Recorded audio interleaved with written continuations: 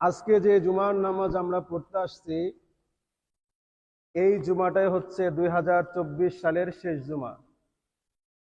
আগামী জুমা যখন আসবে সেটা হবে 2025 সালের প্রথম জুমা। আমি কুরআনুল কারীমের যে আয়াত তেলাওয়াত করেছি, এই আয়াতটা নাজিল হয় নবী আলাইহিস সালাতু ওয়াস সালামের জীবনের সর্বশেষ এবং সবথেকে বড় সম্মেলন যেটা ছিল, সেই সম্মেলনে নাজিল হয়। সময়টা ছিল, মাস ছিল জিলহজ মাস, তারিখ ছিল 9 জিলহজ। আবার যেদিন নাজিল হয় ঘটনাক্রমে ওই দিনটা ছিল জুমার দিন। সপ্তাহের ভিতরে সর্বশ্রেষ্ঠ দিন হচ্ছে জুমার দিন। এক তো হচ্ছে হজের মাস, আবার হজের দিন, আবার জুমার দিন, এবং আসরের নামাজের পরে জাবালে রহমতের পাদদেশে নবীজি যে উষ্ট্রির উপরে চড়েছিলেন, ওই উষ্ট্রির উপরে উঠা অবস্থায়, চড়া অবস্থায় এই আয়াতটা নাজিল হয়। তাহলে কত গুরুত্বপূর্ণ আয়াত বোঝাই যাচ্ছে। এবং হযরত আব্দুল্লাহ ইবনে আব্বাস রাদিয়াল্লাহু তাআলা আনহু বলেন, ইসলামের বিধিবিধান সংক্রান্ত এটাই হচ্ছে সর্বশেষ আয়াত। এটা জিলহজ মাসের 9 তারিখে নাজিল হয়, আর পরের বছর 12 রবিউল আউয়াল নবী ইন্তেকাল করেন। যে আয়াত নাজিল হলো, ওই আয়াত আল্লাহ সুবহানাহু ওয়া তাআলা বলেন, আল ইয়াউমা আকমালতু লাকুম দীনাকুম ওয়া আতমামতু আলাইকুম নি'মাতি ওয়া রাদিতু লাকুমুল ইসলাম দীনা।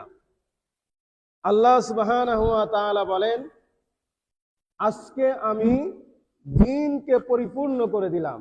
সুবহানাল্লাহ বলেন। সেদিনা আদম আলাইহিস সালাতু ওয়াস সালাম থেকে নিয়ে আমাদের নবী পর্যন্ত আল্লাহ সুবহানাহু ওয়া তাআলা যুগে যুগে অসংখ্য নবী রাসূল প্রেরণ করেছেন। লক্ষাধিক নবী রাসূল আল্লাহ প্রেরণ করেছিলেন দুনিয়াতে একটা মাত্র উদ্দেশ্যে। উদ্দেশ্যটা ছিল আল্লাহর জমিনে আল্লাহর দ্বীন প্রতিষ্ঠা করা। এক কথায়, আল্লাহর জমিনে আল্লাহর দ্বীন প্রতিষ্ঠা করার লক্ষ্যে আল্লাহ লক্ষাধিক নবী রাসূল প্রেরণ করেছিলেন। সমস্ত নবীদের একই মিশন ছিল, একটাই মিশন ছিল, আল্লাহর জমিনে আল্লাহর দ্বীন প্রতিষ্ঠা করা। আদম আলাইহিস সালাতু ওয়াস সালাম থেকে নিয়ে এই মিশন বাস্তবায়িত হচ্ছিল। হতে হতে হতে হতে আমাদের নবী জনাবে মুহাম্মদুর রাসূলুল্লাহ সাল্লাল্লাহু আলাইহি ওয়াসাল্লামকে আল্লাহ প্রেরণ করলেন। করে আল্লাহ সুবহানাহু ওয়া তাআলা দ্বীনকে পরিপূর্ণ করে দিলেন। সুবহানাল্লাহি ওয়া বিহামদি। দ্বীন যখন পরিপূর্ণ হলো, তাহলে একজন মুমিন, যে ব্যক্তি দাবি করবে যে আমি ঈমানদার, আমি মুসলিম, তাহলে তার জন্য একমাত্র ইসলাম পালন করা ছাড়া আর কোনো তার রাস্তা নাই। এবং আল্লাহ সুবহানাহু ওয়া তাআলা ইসলামকে পরিপূর্ণ করে দিলেন। তার মানে হলো, মানুষের জীবনের এমন কোনো দিক, এমন কোনো সাবজেক্ট আর সাইড নাই যেই দিকে ইসলামের পদাচারণা নাই। সর্বক্ষেত্রে ইসলামের পদাচারণা রয়েছে। সুতরাং একজন মানুষ মুসলিম দাবি করবে আর সে হিন্দুত্ববাদীর কোনো অনুষ্ঠান অথবা কোনো সংস্কৃতি পালন করবে, এটা হতে পারে না। একজন মানুষ সে নিজেকে ঈমানদার দাবি করবে, মুসলিম দাবি করবে, আর সে খ্রিস্ট ধর্মীয় কোনো বিধিবিধান, কোনো আচার অনুষ্ঠান পালন করবে, সেটা হতে পারে না। কারণ আল্লাহ দ্বীন ইসলামকে পরিপূর্ণ করে দিয়েছেন। আর আল্লাহ তাআলা বলেন, ইন্নাদ দীনা ইনদাল্লাহিল ইসলাম, আল্লাহর কাছে একমাত্র গ্রহণযোগ্য দ্বীন আর ধর্ম হচ্ছে ইসলাম। ওমান ইয়াবতাগি গায়রাল ইসলামি দীনান ফালাই ইউকবাল মিন। আল্লাহ বলেন, ইসলামকে বাদ দিয়ে কেউ যদি অন্য কোনো ধর্ম অনুসন্ধান করে, অনুকরণ করে, অনুসরণ করে, আল্লাহ বলেন তা গ্রহণযোগ্য হবে না। ওয়াহুয়া ফিল আখিরাতি মিনাল খাসিরিন। আর যে ব্যক্তি এরকম করবে সে কিয়ামতের ময়দানে ক্ষতিগ্রস্ত হয়ে যাবে। নাউযুবিল্লাহি মিন যালিক।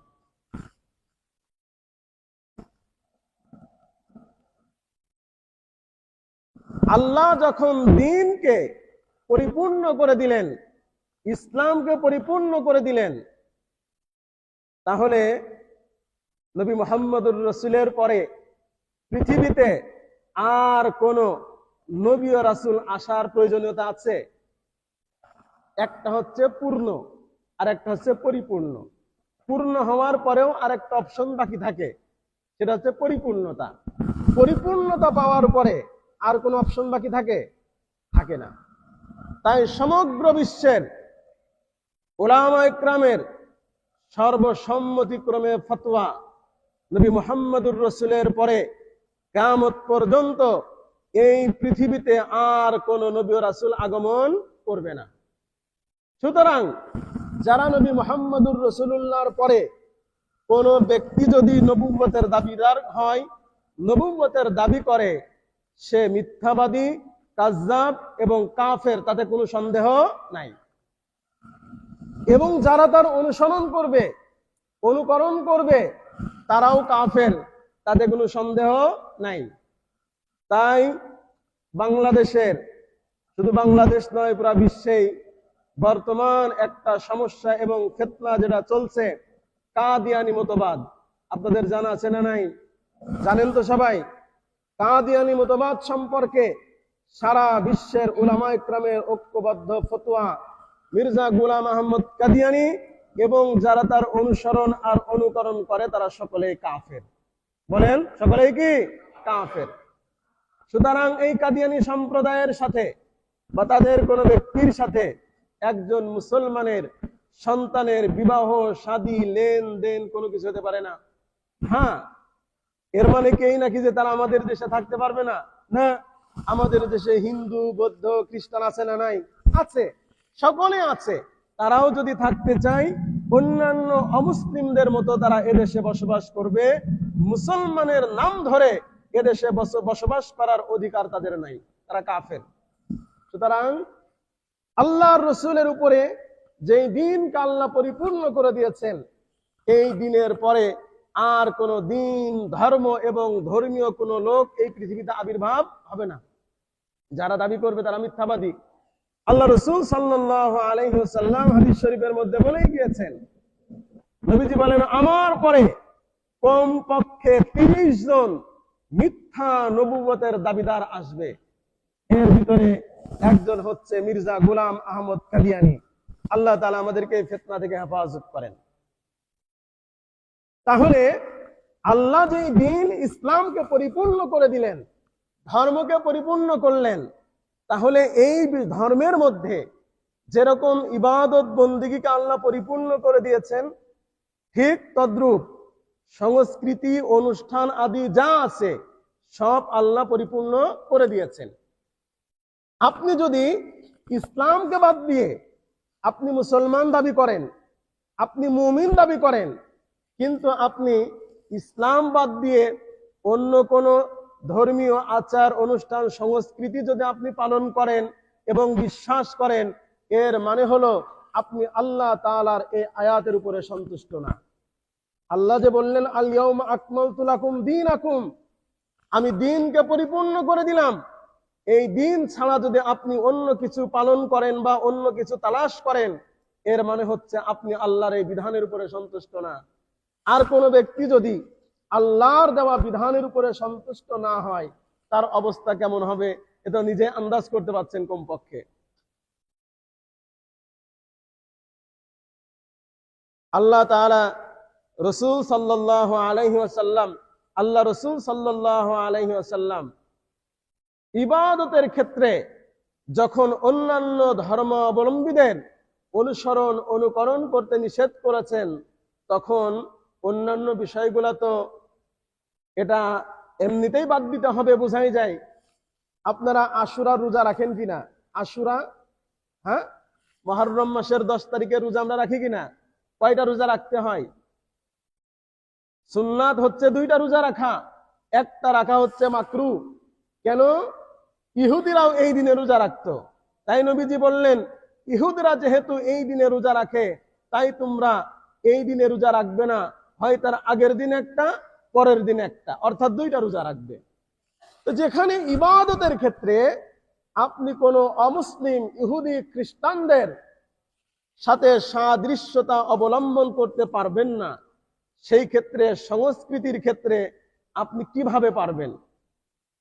হিসাব করতে হবে। তো রাসূল করিম সাল্লাল্লাহু আলাইহি ওয়াসাল্লাম হিজরত করে যখন মদিনা মুনাব্বারায় গেলেন, যাওয়ার পরে দেখলেন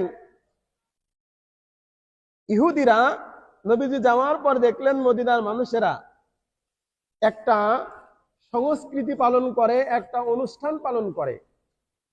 নবীজি জিজ্ঞাসা করলেন, এটা আবার কি?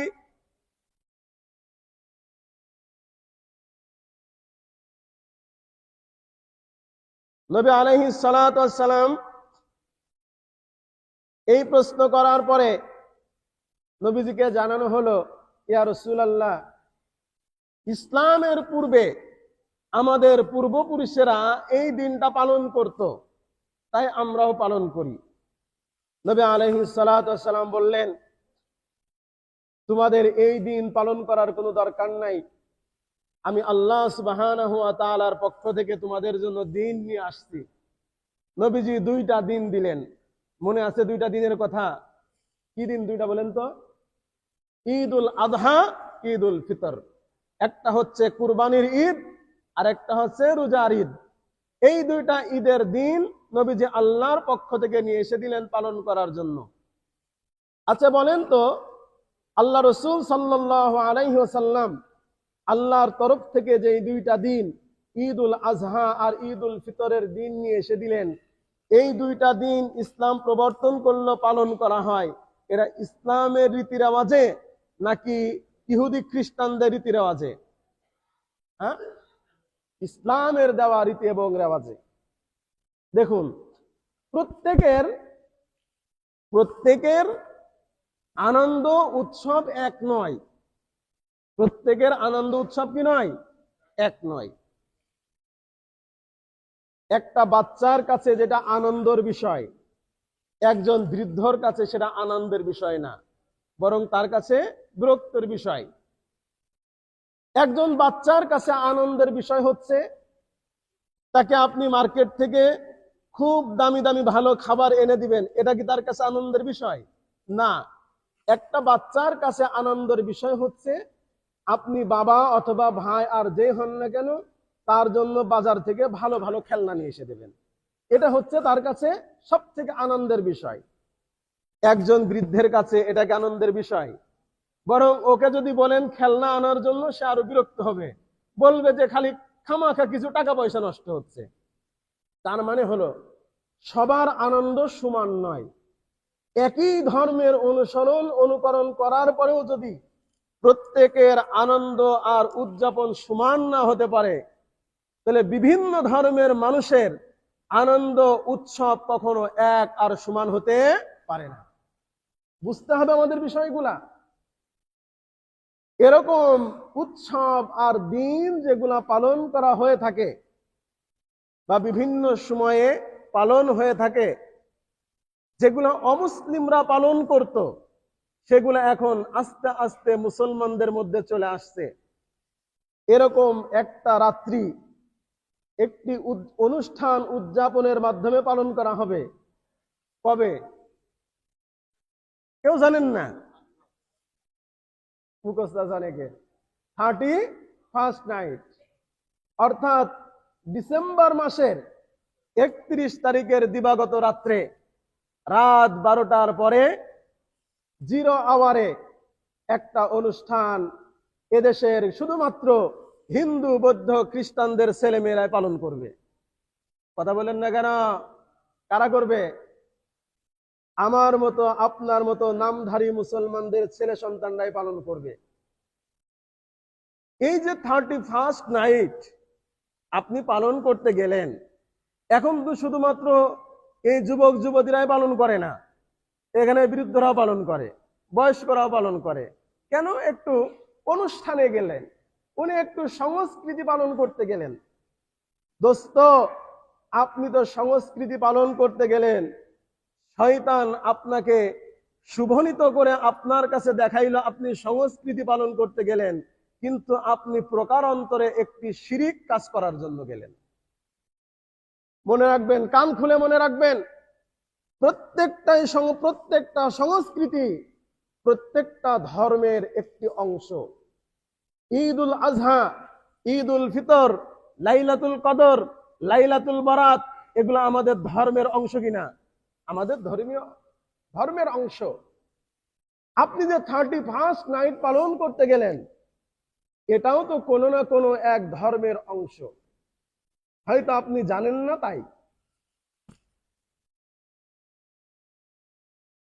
খ্রিস্টপূর্ব, অর্থাৎ যে খ্রিস্টানরা যে সাল পালন করে, ইংরেজি সন, এই সন পালন করার বহুত আগে পেগানরা, পারস্যের মানুষ, এরা সকলেই অমুসলিম এবং তাদেরকে পেগান বলা হতো, অর্থাৎ প্রাকৃতিক পূজারী।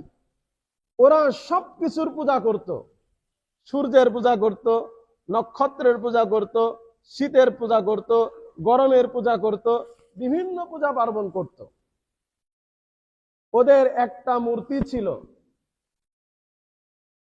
ওদের একটা মূর্তি ছিল, মূর্তির নাম হচ্ছে জানুস। আপনি গুগলে গিয়ে সার্চ করেন জানুস লিখে, কোন হুজুরের কথা আপনার বিশ্বাস করতে হবে না, আপনি ওখানে দেখবেন একবারে ডিটেল চলে আসছে। দেখবেন একটা মূর্তি আসবে, 2 মুখওয়ালা একটা মূর্তি। কয় মুখ? 2 মুখ। একটা হচ্ছে সামনে আর একটা হচ্ছে পিছনে, এক হাতে লাঠি আর এক হাতে চাবি, এরকম একটা মূর্তি আসবে। পেগানদের ধর্ম বিশ্বাস ছিল, তাদের ধর্মীয় বিশ্বাস ছিল আমাদের জীবনের যত লাভ, ক্ষতি এবং উপকার, অনুপকার, সব কিছুর মালিক হচ্ছে এই জানুস দেবতা। এত আসতে বললেন নাউজুবিল্লাহ। সবকিছু কার হাতে? বান্দার ভালো মন্দ, কল্যাণ অকল্যাণ কার হাতে? চিল্লায় বলেন না, কার হাতে? আল্লাহর হাতে। এটা হচ্ছে মুসলমানদের ধর্মীয় বিশ্বাস।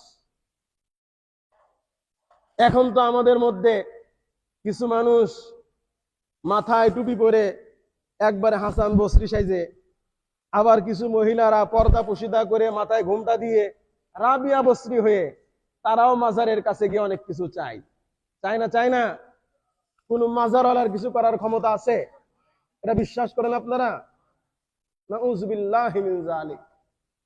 আরে কোন মাজারওয়ালা তো দূরের কথা, শুনতে মনে একটু খারাপ লাগবে, খোদ নবী করিম সাল্লাল্লাহু আলাইহি ওয়াসাল্লাম বান্দার কোনো ভালো এবং মন্দ করার ক্ষমতা রাখতেন না।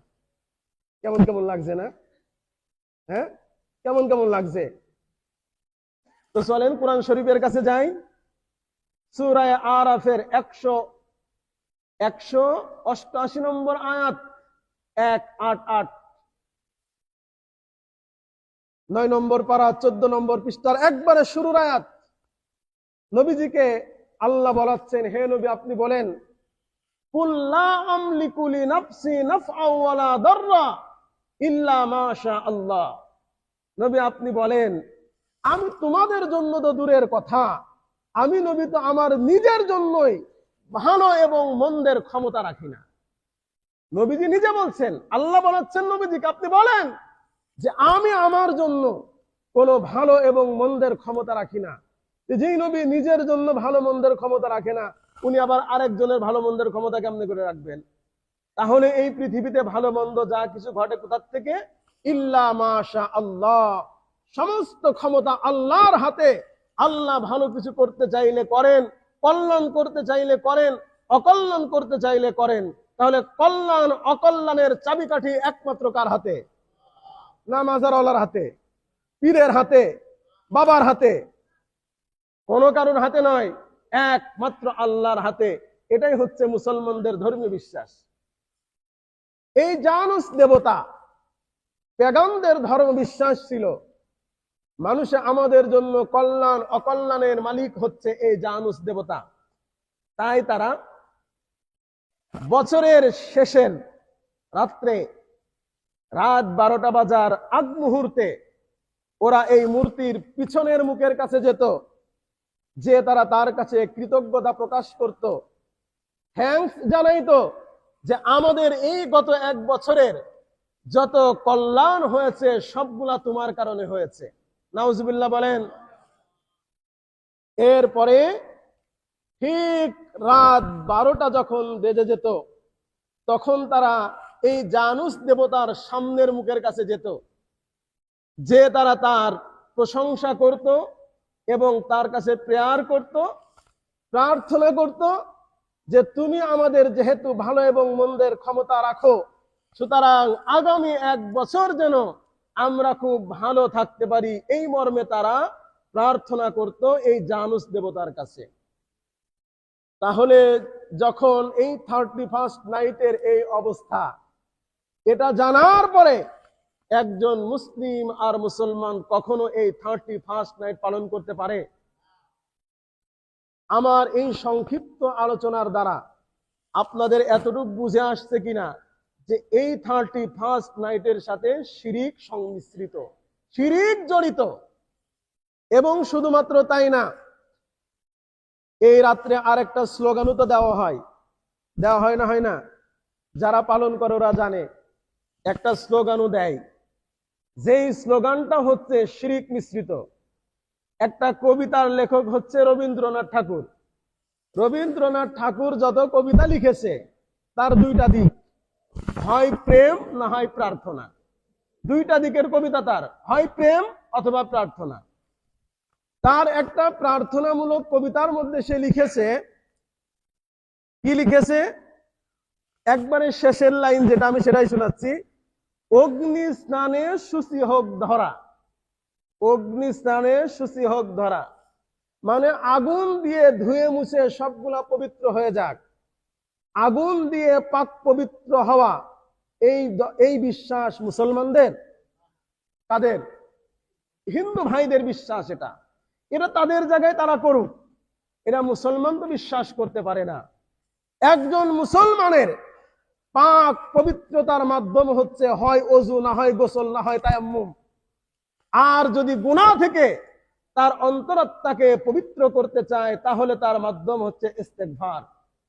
ইস্তেগফারের মাধ্যমে তার জীবনের সমস্ত গুনাহগুলা থেকে সে পবিত্র হবে। তাহলে একজন মুসলমানের জন্য আগুন পবিত্রকারী নয়, একজন মুসলমানের জন্য পবিত্রকারী হচ্ছে হয় ওযু, না হয় গোসল, না হয় তায়াম্মুম, না হয় ইস্তেগফার। সুতরাং পবিত্র করবেন আল্লাহ সুবহানাহু ওয়া তাআলা, সেখানে আপনি আগুনকে পবিত্রকারী বলে আল্লাহর সাথে আপনি শিরিক করলেন। সুতরাং কোন মুসলমান এই কাজ করতে পারে না।